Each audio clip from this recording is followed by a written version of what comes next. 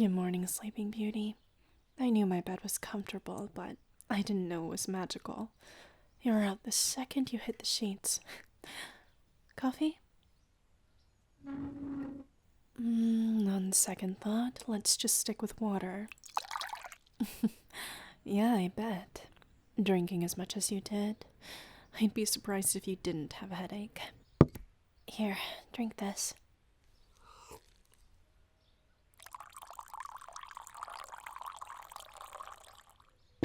Melody? That is so like you. You look like you can barely stand, yet the only thing you care about is your friend.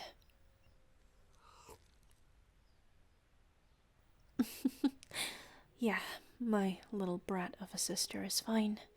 Her friend from school brought her to their place. Please, if last night was any indication, she is being well taken care of. I honestly wonder how long it's going to take the little brat to realize that her little classmate doesn't just see her as a classmate. But every time I bring it up, she's always like, Sav, please, we're nurses. We can barely find the time to eat, much less the time to develop crushes. Yeah, I'm just waiting for her to eat her words at this point. Anyway, we need to get something other than tequila in you. What are you in the mood for? Yeah, I'm going to cook for you. Well, on balance, between cooking or cleaning up after you should you throw up on my floor, I'll take the former. So, do you want normal ramen or spicy ramen? Hot ramen is the best hangover cure, and no one can tell me otherwise. You got it.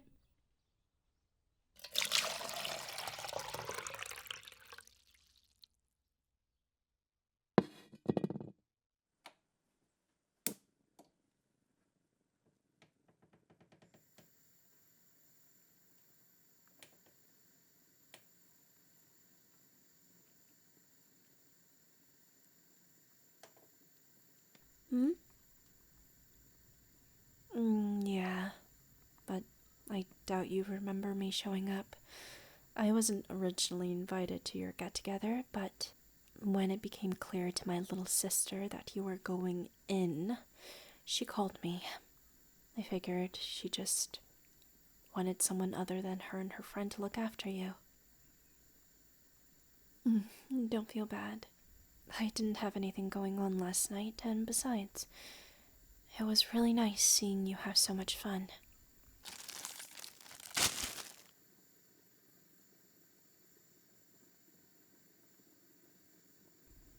You want an egg in this?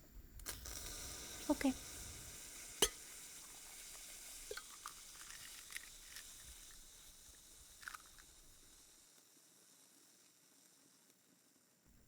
Anyway, want to tell me why you were doing shots back to back for nearly an hour?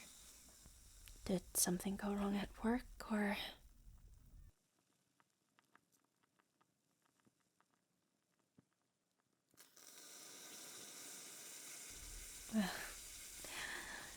Okay, that makes sense. I do that sometimes, honestly. I go weeks, sometimes months without going out, and one night I'll randomly want to just go all out and regret it the day after. Maybe not, but it sure is fun at the moment, huh? You wouldn't have done so if it wasn't.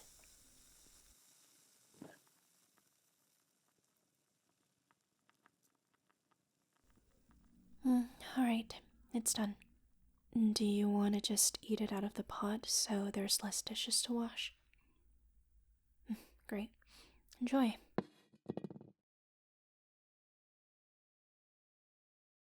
But seriously, I don't think I've ever seen you that relaxed before. No, because every time we have to share the same room with one another, you always look so wound up. To be fair to you, most of the time it's because you're putting on a show for my and Melody's parents, so you're always on your best behavior. Fair enough, but you know you don't have to do that, right? I mean, my parents like you just fine.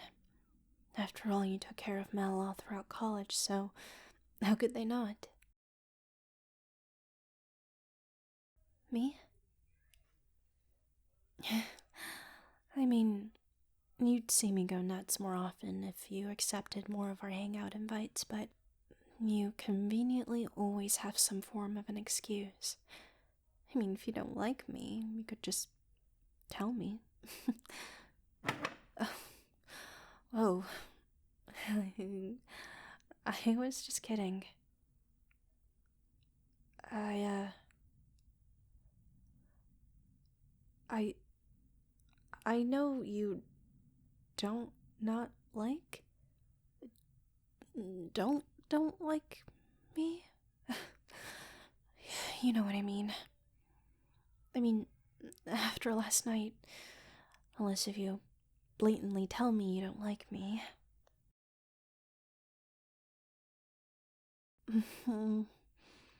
Well, on our way back, you were seeing some interesting things. Well, interesting is putting it politely, since most of it was just drunk nonsense, but some of it, well, some of what you were saying sounded really, just sounded like things you've been holding in for quite some time. Anyway, a lot of it was just about personal stuff.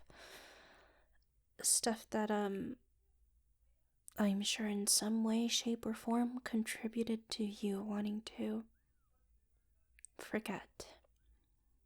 Even if it's just for one night. The other stuff, though,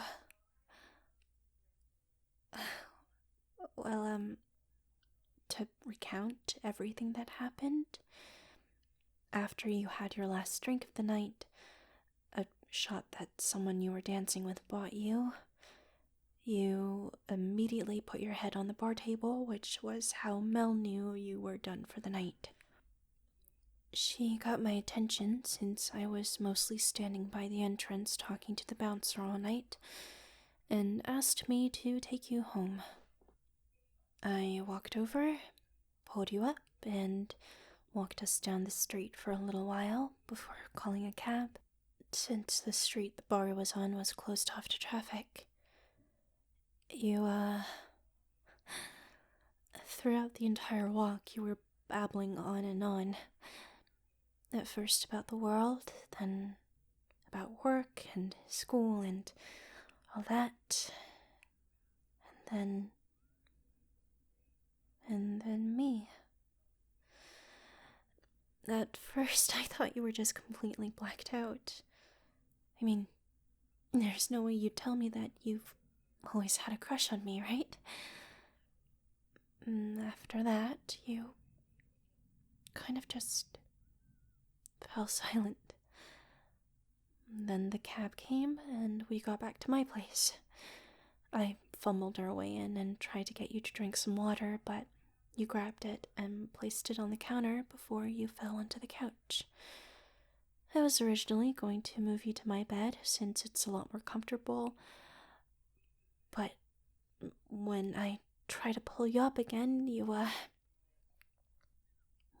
grabbed me and pulled me into your lap. Yeah. No, we didn't do anything after that. We just talked. You, well, you kind of, well, you dug your head into my neck and just kept whispering sorry over and over again. When I asked why, you you told me it was because you were a terrible person. I, mm, a while ago, Melody and I were hanging out, and I sort of admitted to her that I was kind of upset with you, and have been for quite some time. You and Melody have been friends since the two of you met during your freshman years of university, and when she brought you home that time over winter break, I guess I was sort of, I guess I just felt left out. Melody has never been possessive of her friends or anything of the sort, so we've always ended up sharing our friends with one another, but for some reason, you were always cold towards me. Not cold per se, but you would never want to be in the same room as me if it was just the two of us. You were nice enough, kind enough, but it just felt like you always had me at arm's length. I was fine with it at first. I thought you were just respecting my boundaries, but then I realized that if I was invited to anything, you would always say no. I thought I did something wrong, but whenever we would talk and I'd confront you about it, you'd always say I didn't do anything wrong. I guess Melody told you that I was feeling a little upset about all of this because you kept apologizing. Ugh, I don't get why you couldn't have just talked to me about it when you were sober. But, yeah. Anyway, after you told me that you were sorry for all of that, you told me it was because you really liked me and didn't want to make a fool of yourself in front of me. I,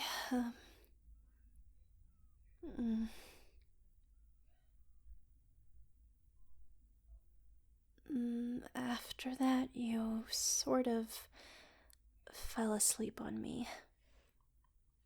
I tried to wake you up, but you just kept holding on to me even tighter. After a bit of wrestling, I was able to get you up to my bed. I think you woke up a little because you asked me to stay with you. I did, until you fell asleep again. Then I went down here and slept on the couch. Yeah, it made me really happy, to be honest. Even though it wasn't the best timing, it made me really happy to know that I had some form of an effect on you. To know that you had the same feelings for me as I do you. Even though you held me at arm's length, I was still able to develop those feelings just by watching you. You're always so nice and kind, and you treat everyone with so much respect. More than they deserve sometimes. I always admired that. I didn't think, and I still don't think, that you have a bad bone in your body. I was surprised when you pulled me into your lap, but still. Yeah. Anyway, we don't ever have to talk about this again. This doesn't need to change anything between us. Although, I hope you won't hold me at arm's length anymore.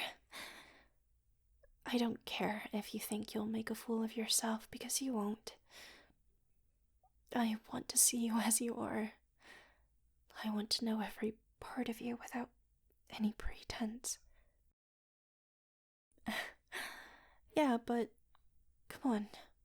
What's the worst that can happen? I like you now, and I know that if I get to know you more, I'll only grow to like you even more. Look, I didn't admit any of this to you just for you to run for the hills, okay? I told you this because I want our relationship to turn a new leaf. And besides, it's not like I'm asking you to be my partner or whatever. As much as I like you, we really haven't had the opportunity to hang out with each other. Yeah, I guess you can say it's on you, but it's also on me too. If I really tried, I probably would have been able to get you to talk to me one-on-one, but I never did. I guess I was just as scared as you are. Or... Oh, mm, well, I wouldn't say no if you wanted to, give this a try. But it's better to take this slow, don't you think? There's a lot at stake if we jump in without looking, no? I don't ever want to lose you. I'd rather have you as you are right now than to not have you at all. Maybe, but, I like you a lot, and I'm willing to put in the work. What about you? Will you, will you please be patient with me? And get to know each other better first before we do anything else. I want to know you forever, so we might as well just start that entire process now. Okay. Thank you for agreeing. You make me incredibly happy already, even with all the hiccups, so I'm excited to see where this could go. I'm glad you feel the same way.